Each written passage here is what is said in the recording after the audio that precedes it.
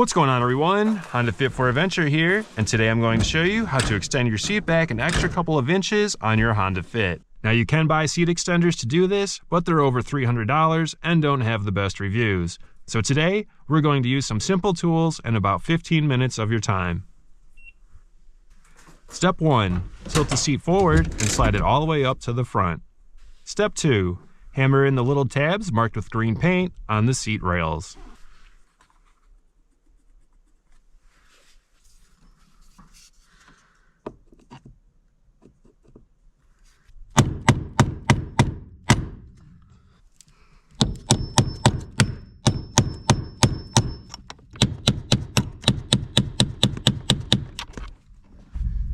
I almost got it all the way in. It's a little harder than I thought it was going to be.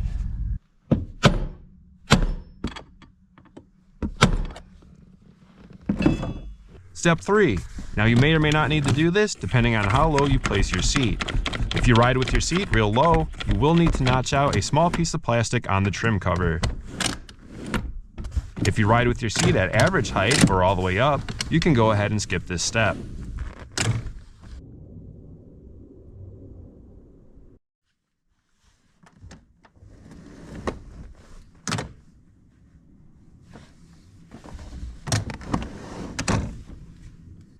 Step 4. That's it. Slide your seat all the way back and enjoy.